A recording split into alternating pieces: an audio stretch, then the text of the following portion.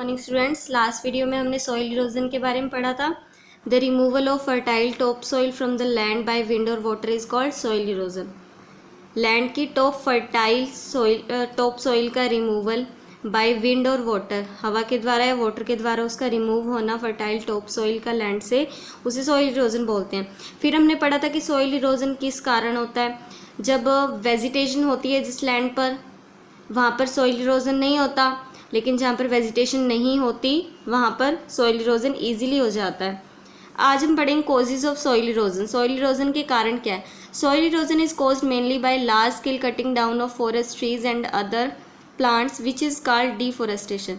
Soil erosion mainly किस कारण से होता है। जब हम फॉरेस्ट ट्री की लार्ज स्केल पर बड़े पैमाने पर कटिंग करते हैं, उन्हें काटते हैं, फॉरेस्ट ट्रीज़ को और प्लांट्स को काटा जाता है, तो वो जिस लैंड से उन्हें काटा जा रहा है ना, वहाँ पर सॉइल इरोजन हो सकता है। वहाँ पर सॉइल इरोजन होने का ये कारण है। A large number of forest trees are cut down every day for obtaining wood for burning as fuel for building purposes and for manufacturing of paper.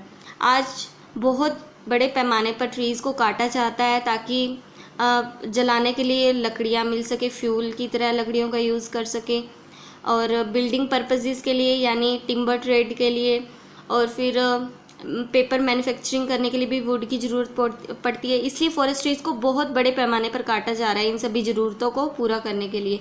Van the forest trees and other plants are cut down, जब forest trees और इन plants को काटा जाता है, then the top soil gets exposed, तो top soil क्या होती है, एक्सपोज्ड हो जाती है, बाहर आ जाती है, एंड बिकम्स लूज, और वो लूज़ हो जाती है क्योंकि अब रूट्स नहीं है प्लांट्स की या ट्रीज़ की रूट्स उसे बाइंड करने के लिए नहीं है, तो जिसके कारण वो लूज़ हो जाएगी। There are no roots to bind soil, no cover to soften the effect of falling rain. अब जो बारिश होगी उसके इफेक्ट को सॉफ्टन करने के लिए ऊपर कोई भी कवर नहीं है। पहले तो ट्रीज़ थे, तो पहले बारिश ट्रीज़ पर गिरती थी, फिर सॉइल पर आती थी, जिसके कारण उसका इफेक्ट सॉफ्ट हो जाता था, और ना ही अब सॉइल के पार्टिकल्स को बाइंड करने के लिए रूट्स रही, तो जिसके कारण सॉइल इरोजन होने लगता है, टॉप सॉइल की रिमूवल होने लग जाता है। ब्लोइंग विंड, बहती हुई हवा, flowing rain water can then carry away this loose soil easily causing soil erosion. अब ये सॉइल जो लूज हो चुकी है, उसे बहता हुआ पानी और बहती हुई हवा दोनों इस लूज सॉइल को ईजीली कैरी अवे कर लेते हैं, यानी अपने साथ उड़ाकर ले जाते हैं या अपने साथ बहा कर ले जाते हैं। Effect of soil erosion. Soil erosion का प्रभाव क्या पड़ता है, इसके इफेक्ट क्या होते हैं। Soil erosion can turn lush green forest into desert and spoil the environment. Soil erosion होने के कारण जो हरे भरे फॉरेस्ट्स हैं और वो डैमेज हो जाते हैं, वो डिज़र्ट में कन्वर्ट हो जाते हैं, क्योंकि सॉइल इरोजन अगर होगा, ऊपर वाली टॉप सॉइल फर्टाइल अगर रिमूव हो गई, तो वहाँ पर वेजिटेशन ग्रो करना बंद हो जाएंगी।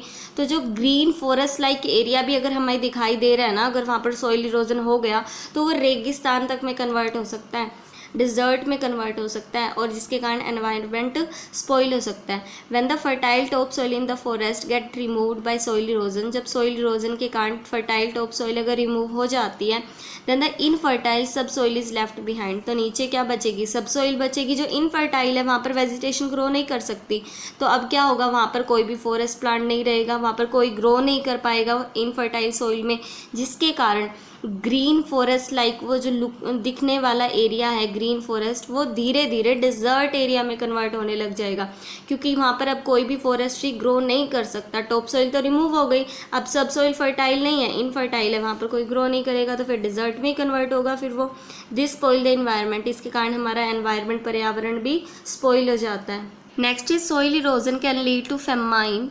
सॉइल इरोजन के कारण फेमाइन होता है, यानी फूड की बहुत ज़्यादा कमी हो जाती है, सीवियर स्कार्सिटी हो जाती है फूड की। स्कार्सिटी का मतलब कम होना।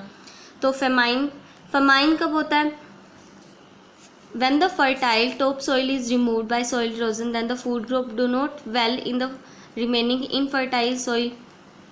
जब फर्टाइल टॉप सॉइल इरोजन के कारण रिमूव हो जाती है, तो वहाँ पर फूड क्रॉप जिनसे हमें खाना मिलता है, जिन फसलों से, वो वहाँ पर ग्रो नहीं करेंगी अच्छे से, क्योंकि फर्टाइल टॉप सॉइल तो रिमूव हो गई ना, अब नीचे क्या इनफर्टाइल सब सॉइल है, अब वो वहाँ पर ग्रो नहीं करेंगी अब फूड क्रॉप, जिसके कारण and due to bad crops there is an excessive shortage of food grains in that area.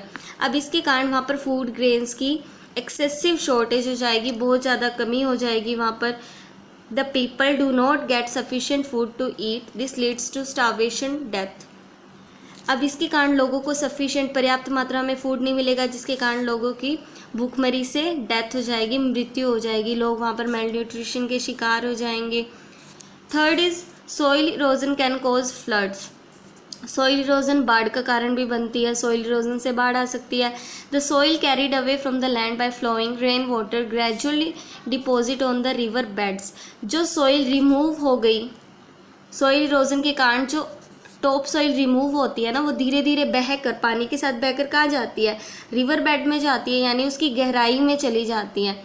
तो फिर क्या होगा, अब जो रिवर की गहराई में अगर मिट्टी अगर बैठने लगी तो उसकी नदी की गहराई तो कम हो जाएगी ना। फिर अगर मिट्टी नीचे गई, उसके इस तरह से डिपॉजिट होने लगी तो उसकी गहराई कम हो जाएगी। अब जब भी बारिश होगी तो रिवर सारा पानी तो कैरी नहीं कर पाएगी, अब वो पानी कहाँ जाएगा, लो लाइंग एरियाज़ में जाएगा, जो आसपास के एरिया है वहीं पानी जाएगा सारा, जिसके कारण फ्लड आ जाती है। अब हम सोइल इरोजन को बचाने के लिए सोइल इरोजन से बचने के लिए क्या कर सकते हैं, prevention of soil erosion. Soil erosion को रोकने के लिए हम क्या कर सकते हैं। Soil erosion is a very important natural resource in which our food is grown. Soil एक बहुत इम्पोर्टेंट यानी महत्वपूर्ण प्राकृतिक संसाधन है जिसमें हमारे लिए फूड को ग्रो किया जाता है, तो इसे बचाना तो बहुत ज़रूरी है, इसका इरोजन ना हो। इसको सोइल इरोजन को प्रिवेंट करने के लिए कुछ मेजर्स तो हमें लेने पड़ेंगे। तो क्या क्या मेजर्स ले सकते हैं हम। Soil erosion can be prevented by preventing large scale cutting down of forest trees. Forest trees के काटने से सोइल इरोजन होता है, तो फॉरेस्ट ट्रीज को मत काटो ना, उसको प्रिवेंट करो। The large scale cutting down of forest trees is called deforestation. जब उनकी कटाई की जाती है फॉरेस्ट ट्रीज की, उसे डिफॉरेस्टेशन बोला जाता है। तो डिफॉरेस्टेशन को रोकना पड़ेगा, सोइल इरोजन को रोकना है तो, ठीक है। Soil erosion can be prevented by afforestation. Afforestation मतलब लगाना पेड़, डिफॉरेस्टेशन मतलब काटना पेड़। तो सोइल इरोजन को प्रिवेंट किया जा सकता है ज़्यादा से ज़्यादा पेड़ लगाकर। Soil erosion can be prevented by afforestation, ठीक है। Large scale growing of forest trees, forest trees को ग्रो करके भी सोइल इरोजन को प्रिवेंट किया जा सकता है। If the trees have to be cut down from the forest for various needs, then new trees should be planted in the place of cut down trees. अगर आपको काटना भी पड़ता है फॉरेस्ट ट्रीज को, ठीक है, आपको नीड है, उसकी ज़रूरत है काटने की, तो काटो, लेकिन जितना आपने काटा है कम से कम उतनी और जगह पर पेड़ लगाने ही पड़ेंगे। Soil erosion can be prevented by increasing the green cover around us bye planting more trees and plants ourself. Soil erosion को रोका